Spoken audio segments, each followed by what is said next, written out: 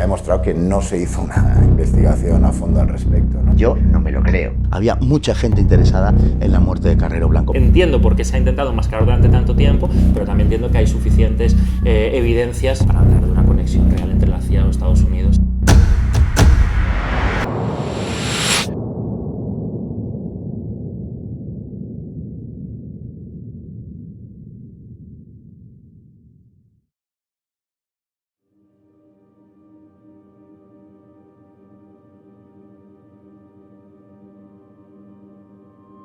Luis Carrero Blanco es un marino de origen cántabro de Santoña, hizo una carrera notable en la Marina española. Fue un marino vocacional y un hombre al que le gustaba mucho su profesión, pero que por circunstancias de la vida le llevaron a la vida política. Es una cosa que él nunca ambicionó y que nunca quiso. Había combatido en la guerra civil, obviamente en el bando de Franco, en el bando franquista, y era un amigo personal, muy personal de Francisco Franco.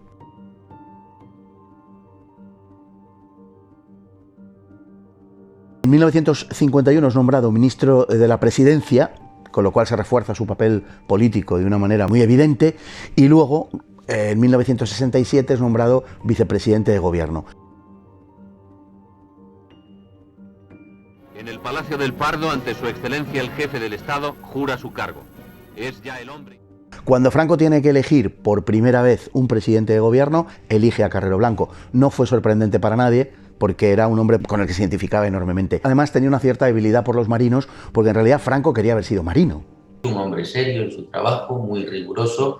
Un gesto muy duro, pues las cejas espesas. Siempre se le ha conocido como una persona muy autoritaria. Bastante discreto, no se hacía notar mucho. Era un hombre muy religioso. Muy austero, era un hombre de unas costumbres muy frugales, comía muy poco, gastaba menos. Padre de 5 hijos, abuelo de casi 20, bueno, no sé cuántos primos somos, pero una barbaridad. Que le gustaba mucho estar con sus hijos, con sus nietos.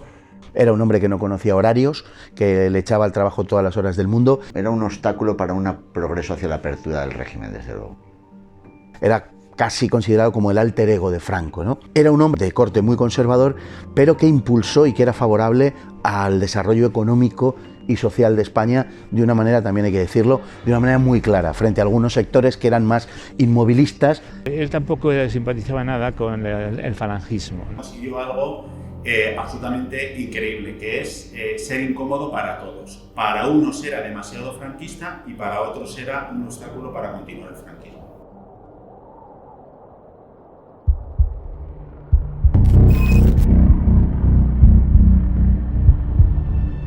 La Operación Ogro fue la operación adjudicada a la banda terrorista ETA en el que decapitaron el Estado con el atentado a Carrero Blanco.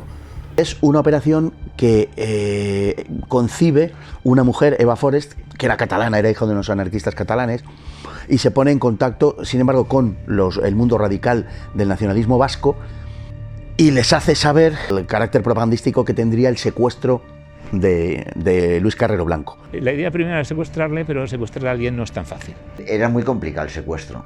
Obligaba a una logística más difícil. Entonces ETA decide cambiar y en lugar de secuestrarle, asesinarle. Lo primero que comprobaron es que era muy fácil estar muy cerca de él, que prácticamente no tenía escolta ni seguridad. Realmente solo está protegido por un coche que consta de un chofer y 2 policías, es que no hay más. Luego alquilaron un sótano en la calle de Claudio Coello. Cavaron un túnel, pusieron una cantidad de explosivos tremendo. Las cargas antitanques son explosivo militar y muy difícil de conseguir, sobre todo para una banda terrorista que estaba iniciando su andadura y que no tenía un gran despliegue logístico. Pararon el túnel y se pusieron las minas antitanque justo debajo del asfalto por donde iba a pasar Carrero Blanco. Y lo hicieron camuflándose como escultores. Es curioso porque además el portero de la finca urbana donde estaban ellos, donde ellos se alojaron, era un ex policía y sospechó de lo que estaba pasando y le pareció muy raro. Es un caso bastante excepcional, ¿no? En pleno centro de Madrid, por donde pasa el jefe de gobierno, excavar un túnel y luego conectar la explosión juntando 2 cables de una escalera fingiendo que eres un electricista, ¿no? Una obra de ingeniería que muchos han cuestionado si toda la autoría se debe o no a la banda terrorista.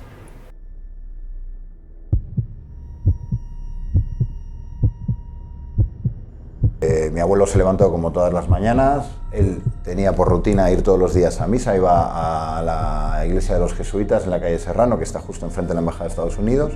Él vivía en la calle Hermanos Becker, que está muy cerquita. Carrero salió de la iglesia de los jesuitas, de la calle Serrano, iba en su coche, le seguía otro coche de escolta, subió por la calle Claudio Cuello. Y entonces cuando pasa el coche por encima del lugar donde están los explosivos, lo accionan y la bomba explota. Explotó y bueno, es cuando él murió.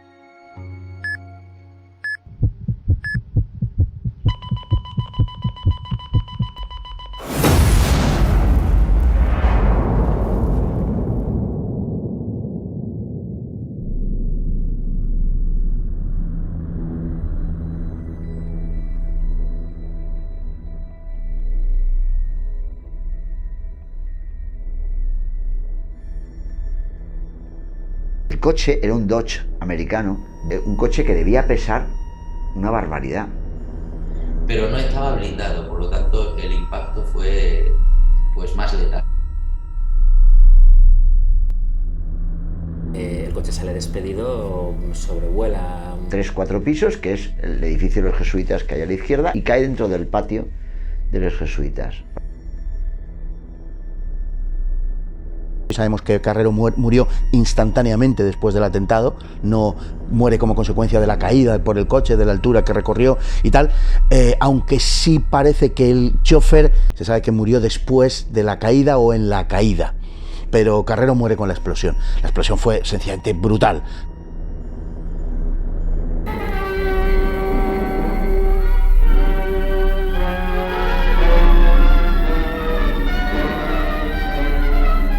La potencia de la explosión fue tal que el automóvil voló por los aires, chocó en la cornisa superior de la residencia de los jesuitas y fue a caer dentro de un patio, quedando completamente destrozado. Carrero iba en su coche y detrás había otro coche con 3 policías.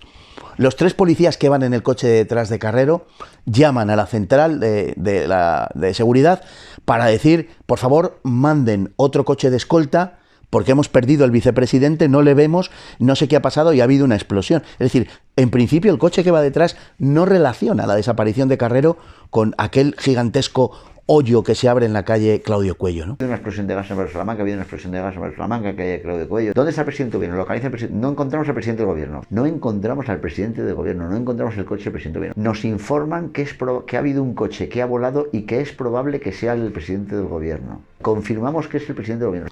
Nadie piensa que es un atentado terrorista. Al principio las autoridades pensaron que había sido una explosión de gas. Es decir, una explosión de gas que casualmente ha pillado el coche del presidente del gobierno y lo ha mandado a la azotea.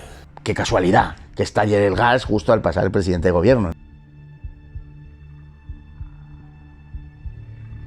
En primer lugar, salen 2 periódicos vespertinos, Informaciones y El Alcázar. En esa primera portada figura el siguiente titular: ha muerto Carrero Blanco. Es un titular cierto, pero no totalmente cierto. Cosas que apuntan al carácter terrorista de los hechos se omiten en esa información. Están ocultando cuestiones claves, y es que esto ha sido un atentado. No será sino hasta las 7 de la tarde cuando Radio Nacional de España da por primera vez, 10 horas después, la razón de la muerte del presidente del gobierno, oficialmente. Los periódicos empiezan a partir de ese momento a cambiar de discurso. La prensa era una prensa dominada por la censura, dominada por el franquismo. Había mucho miedo, incluso cuando ya sabían que Carrero había sido asesinado, había pavor a contarlo. Informadores gráficos en el cumplimiento de su misión, y varios miles de personas se congregaron ante el edificio para dar testimonio de su dolor por pérdida tan irreparable. Yo iba hacia Lope de Hoyos y había oído que había habido una explosión muy grande. Cuando ya estoy allí, ya se van corriendo las voces. Se oyó, sí, se oyó el boom. Se oyó el boom, que fue un golpe muy fuerte. Luego ya las noticias se oyeron en radio, en televisión, en todos los sitios. Televisión, en la radio, en la prensa, en todos los medios lo dijeron. Porque ese señor era el presidente del gobierno de España. Mi padre sí que en aquellos años estaba muy preocupado. Estaba preocupado por la deriva que podía tomar España y lo que significaba atentar contra el presidente del gobierno. Hubo un gran impacto en la sociedad. Shock total y absoluto. Comentábamos la gente que qué iba a pasar, y qué iba a pasar. Sensación como de, Dios mío, esto es un edificio con pies de barro, se nos desmonta el edificio, nos han puesto una bomba al presidente y no nos hemos enterado. Personalmente yo también lo que sentí es miedo, ¿qué va a pasar ahora, no? Hay una gran agitación, como digo, está todo el mundo estupefacto. Fueron en general unas navidades muy raras, por decirlo así, porque el ambiente político era enormemente tenso. Lógicamente nos mantuvo alerta a ver qué iba a pasar, porque eso tenía que venir por algo. Una sensación de decir, qué frágil y qué débil es el Estado que me ha vendido 40 años de seguridad cuando ponen una bomba al presidente del gobierno y lo mandan a la azotea. Pensemos que es 20 de diciembre, es decir, que hay celebraciones ya prenavideñas y la gente que ha quedado para esas celebraciones navideñas suspenden las comidas. No fueran a interpretar, en fin, que lo estaban celebrando a alguien de alguna manera, ¿no? Cuando se produce el entierro, la gente se echó a la calle. La trágica muerte del presidente del gobierno, Almirante Carrero Blanco, inunda de tristeza a España entera. En la Catedral de Barcelona... Hizo temblar literalmente el suelo del barrio de Salamanca aquel día, pero que hizo temblar en buena parte y metafóricamente a la ciudadanía. De hecho, Franco recoge, yo creo que ese sentimiento generalizado cuando al sustituto de Carrero, al presidente en funciones, Torcuato Fernández Miranda, le dice: Miranda, la tierra tiembla bajo nuestros pies.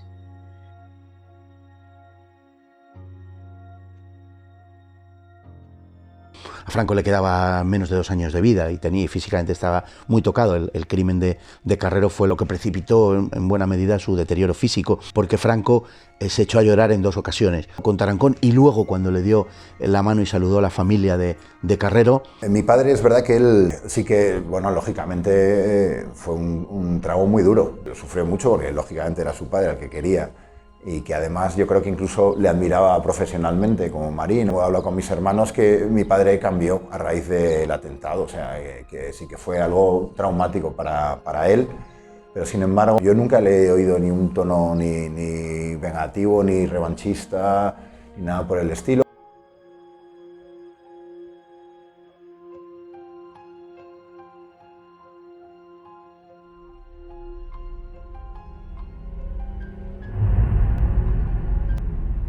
A Carrero le sucede Carlos Arias Navarro. Era el responsable de la seguridad de mi abuelo en el momento del atentado. Era el ministro de Gobernación, es decir, el responsable número 1 del terrible fracaso de seguridad que supone nada menos que el asesinato del presidente del gobierno. La persona que debía haber vigilado eso luego fue, entre comillas, premiado porque se le nombró el presidente de gobierno a continuación.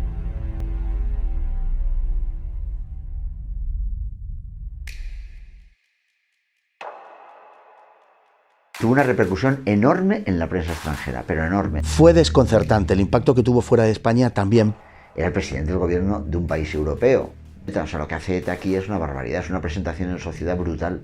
Una publicidad para que el mundo empezara a conocer lo que es ETA. Y también dio prestigio a ETA por su audacia, por la audacia con la que se había desarrollado la operación y por el éxito. Demostró que el Estado español era frágil, demostró que ETA tenía mucho más poder del que se suponía y fue pues, una medalla que efectivamente se colocó. Es decir, desde la mentalidad y la óptica terrorista, matar al presidente del gobierno es una heroicidad y es un éxito. Por supuesto, en la prensa extranjera no era un grupo terrorista, era un grupo separatista.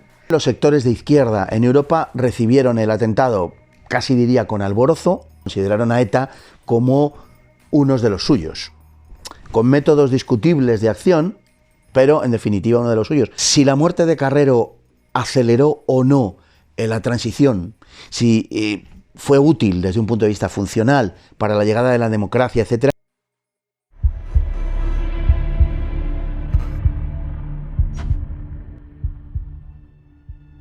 La tendencia que marca el atentado contra Carrero Blanco es la de la degradación progresiva y acelerada del régimen. Pero no es que a partir del atentado contra Carrero ya empezáramos a construir la democracia. Bueno, fue un paso que a lo mejor aceleró un proceso que seguramente ya era inevitable, ¿no? Mi abuelo nunca habría sido el sucesor del régimen franquista. Mi padre siempre mantuvo que mi abuelo habría dimitido al día siguiente de que Franco hubiese muerto o hubiese cesado. El militar franquista, cuando entendía que la situación iba por unos derroteros por los que no debía de ir, sencillamente dimitía. Con toda certeza, se hubiera plegado a los deseos del rey en último análisis, si no hubiera estado de acuerdo con la apertura política, Carrero hubiera dimitido sin mayor problema. Dentro de todo ese poco aperturismo, hay una carta privada que le escribió Carrero al rey, entonces príncipe, en la que él le decía que me pongo a tu servicio y yo no voy a ser un impedimento para tus planes. La desaparición física de Carrero tuvo mucha repercusión, pero yo creo que en la práctica el proceso de democratización era imparable y él habría dado un paso al lado. No obstante, una de las razones de los estadounidenses para apoyar aquello, para apoyar la eliminación de Carrero Blanco, era el hecho de que Carrero sí hubiera sido un obstáculo desde su punto de vista.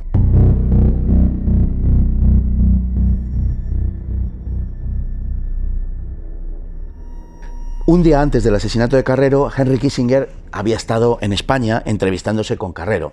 Cuando viene un gran dirigente estadounidense que no se aloja en otro sitio más que en la Embajada de Estados Unidos, pues lógicamente los servicios de seguridad, no solo españoles, sino sobre todo norteamericanos, vigilan todo el entorno. Con lo cual se presupone que los servicios secretos estadounidenses habrían peinado la zona los días anteriores, habrían tenido ciertas cautelas. Hay que tener en cuenta que el túnel se excava a muy poca distancia de la embajada norteamericana. Precisamente el radio que más controlado debía de tener la CIA, con un atentado que suponía pues estar en obras, cavar un túnel. Y una de las cosas que revisan es el subsuelo.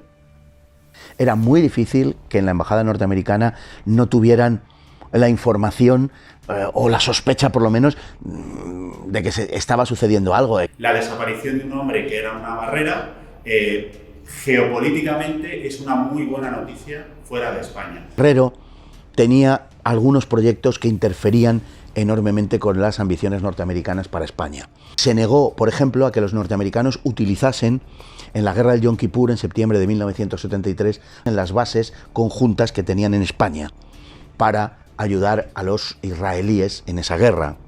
Hay una teoría dominante que es la CIA mató a Carrero. Un atentado que se produce coincidiendo con el momento en el que viene el secretario de Estado, el momento en el que Madrid está más vigilado. Y a unos metros de la embajada americana es imposible que la CIA no lo supiese. Había mucha gente interesada en la muerte de Carrero Blanco. El vuelo, entre otras cosas, era bastante incómodo e incorruptible. Porque había mucha gente con muchos intereses creados y realmente ETA en sí no pudo organizar todo el entramado que lo montó. Y podían haber desarticulado la banda y lógico que realmente no lo hicieron. Y que los estadounidenses no se enteraran de que ahí se estaba haciendo un túnel y no se preguntaran para qué se está haciendo un túnel. O sea, yo no me lo creo. Yo creo que sí lo estuvieron. Yo creo que de algún modo sí dieron el visto bueno. 100%. Que aquello fue única y exclusivamente obra de media docena de etarras. Mayor bulo que el hecho de que la CIA había intervenido en la eliminación de Carrero Blanco. Muchas intoxicaciones, algunas muy sugestivas, muy interesantes, muy fáciles de leer, muy divertidas incluso. La idea de que Estados Unidos pudieran estar de alguna manera implicados en el asesinato del presidente de gobierno de un país aliado es perfectamente demencial. Realmente falta que salgan de debajo de las piedras todo tipo de espías y de agentes. Verdaderamente chocante, es una imaginación exuberante. Evidentemente no hay ningún indicio de ello. Recibió en el Palacio del Pardo al vicepresidente de los Estados Unidos, quien manifestó al caudillo el hondo pesar del presidente Nixon y del pueblo norteamericano por esta gran pérdida para España y para todo el mundo occidental.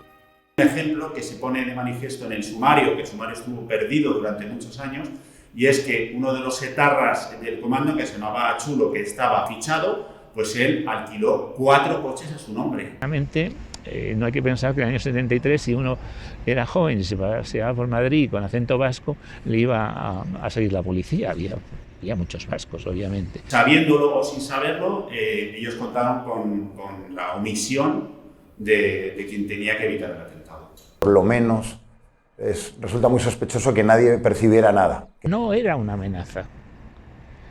Por tanto, se pudieron mover muy libremente por Madrid, de manera inconcebible. Es difícil pensar que los norteamericanos no sabían nada. Hay muchas razones para pensar que sí. Empezando por el hecho de que desde la Segunda Guerra Mundial los norteamericanos tenían un contacto muy estrecho con los nacionalistas vascos.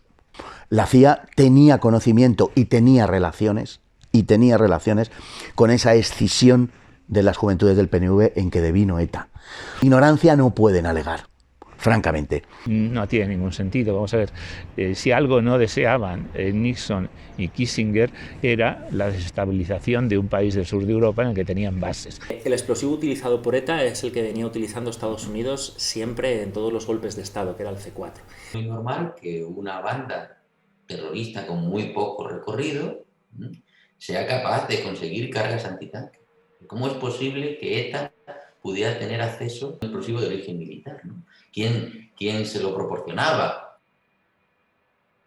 En mi opinión es un bulo. Nunca se ha sustentado ni en documentos, que eso es normal, ni en testimonios. Hay muchos detalles que demuestran que la CIA lo sabía.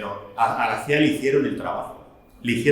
Se lo hizo ETA y se lo hizo por esa dejadez, se lo hizo el Estado español. En Estados Unidos es algo, cuando se plantea, se quedan muy sorprendidos porque desde el punto de vista geopolítico no hay ninguna explicación que pueda sustentar o que pueda apoyar este asunto.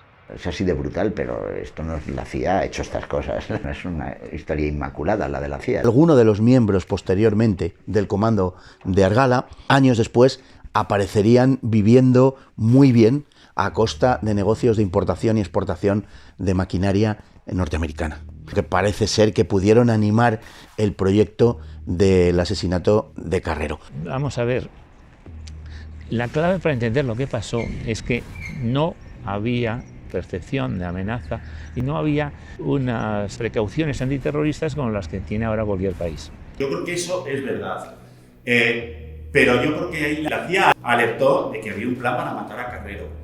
Encontró el silencio más absoluto.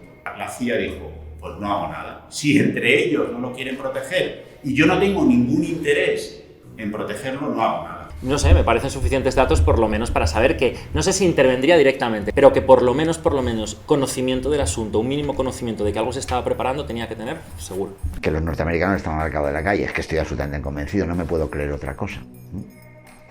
Entiendo por qué se ha intentado enmascarar durante tanto tiempo, pero también entiendo que hay suficientes evidencias o pruebas para hablar de una conexión real entre la CIA o Estados Unidos y la muerte de Carrero.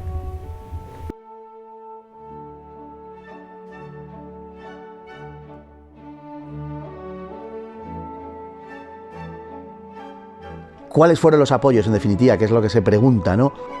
Bueno, si supiéramos esa pregunta, habríamos resuelto uno de los misterios más grandes de la historia contemporánea de España.